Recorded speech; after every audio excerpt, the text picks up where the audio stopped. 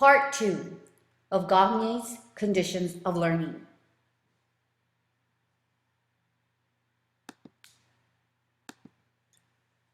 Nine phases of learning.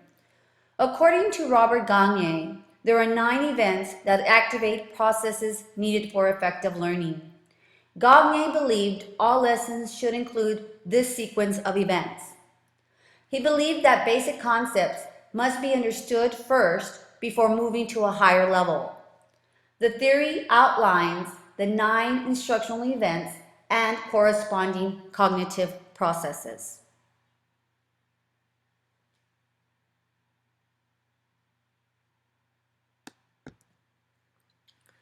The nature of complex learning. Gagnier's analysis of learning includes 2 organizations of capabilities that represent complex learning. The 2 organizations are procedures and learning hierarchies.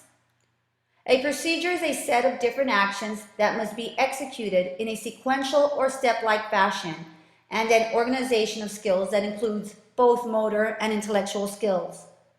An example is writing a check or balancing a checkbook. Conditional procedures require decisions about alternative steps at certain points in the procedure.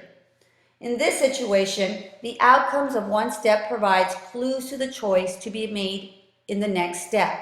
An example would be balancing a checkbook. The individual first must determine if the checks are in numerical order. If not, the next step is to arrange the checks in sequence by date.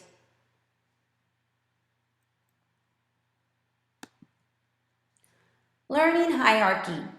Gagnier proposed a system of classifying different types of learning in terms of the degree of complexity of the mental processes involved. He identified 8 basic types and arranged these in the hierarchy shown in the figure. According to Gagnier, the higher orders of learning in this hierarchy build upon the lower levels, requiring progressively greater amounts of previous learning for their success. The lowest 4 orders tend to focus on the more behavioral aspects of learning, while the highest 4 focus on the more cognitive aspects.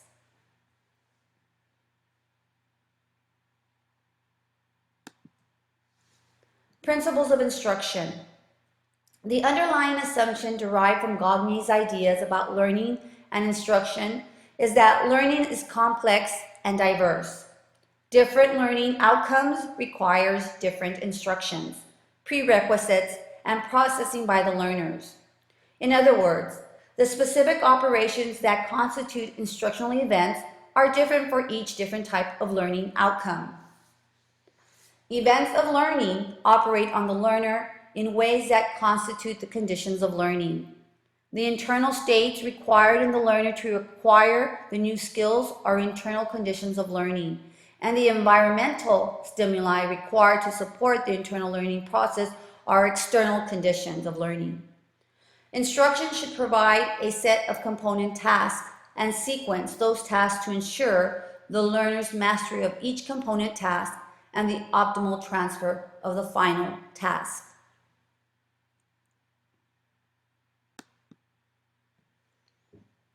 Basic assumptions. Learning can occur whether or not instruction is present. When deliberately planned to support learning, they are instructional events.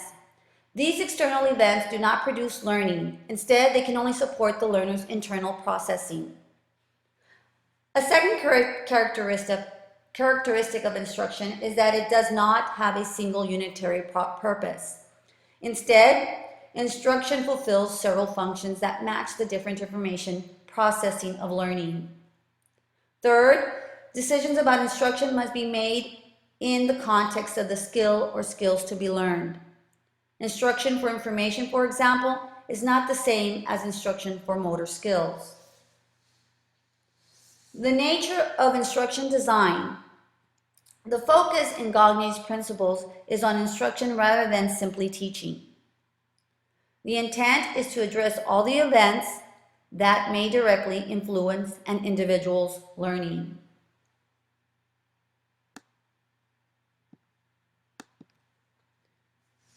Components of instruction. The 5 assumptions support Gagne's recommendations for designing instruction. First is that instruction should be designed for the individual student because learning takes place within the individual.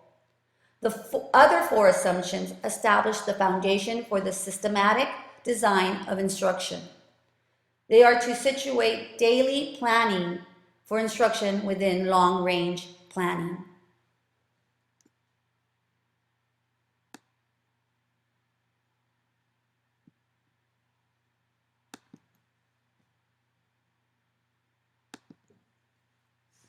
Suggested verbs for the varieties of learning.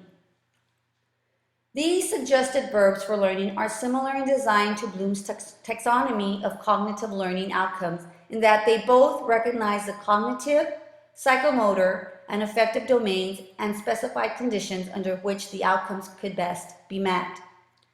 Gagne developed the following conditions of learning with standard verbs to correspond to the learning outcomes. Verbal information would include verbs such as state, define, recite, tell, declare. Motor skills would include verbs such as execute, perform, and carry out. Attitude would include verbs such as choose, prefer, elect, favor. Cognitive strategy would include adopt, create, and originate. The intellectual skills include discrimination. Discrimination would include verbs such as discriminate, distinguish, differentiate. The concrete concept would include verbs such as identify, name, specify, label. The rule would include verbs such as demonstrate, show, solve. And the higher order rule would include generate, develop, solve. These are all suggested verbs for the varieties of learning.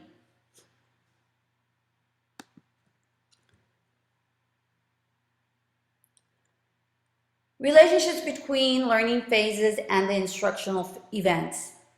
The 3 phases of the 9 phases of learning are described as follows. Preparing for learning is to gain attention, inform objectives, and stimulate recall of prior knowledge are 3 instructional events that set the stage for new learning. Acquisition and performance are the core events of instruction and are presenting stimulus material, provide learner guidance, elicit performance, and provide feedback. Transfer of learning is the final phase of instruction, and it provides for assessment performance of new learning and enhances retention and the transfer processes.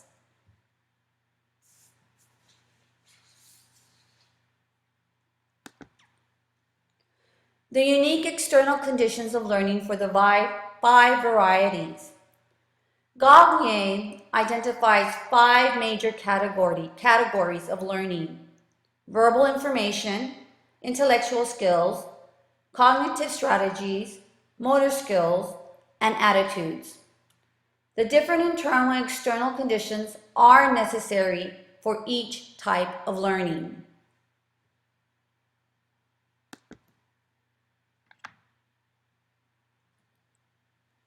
Major steps in cognitive task analysis. Cognitive task analysis is an extension of traditional task analysis emerged to address the goals, knowledge, mental processes, and decisions that underlie observable actions. The first 3 steps in cognitive task analysis are to collect preliminary information about the task, identify essential subtasks, and use interviews to identify the needed conditions and cognitive processes essential for the tasks. Then the instructional designer categorized and summarized the data and presents results. The final step is to format the results for use. The cognitive task analysis is used to analyze job components in various situations.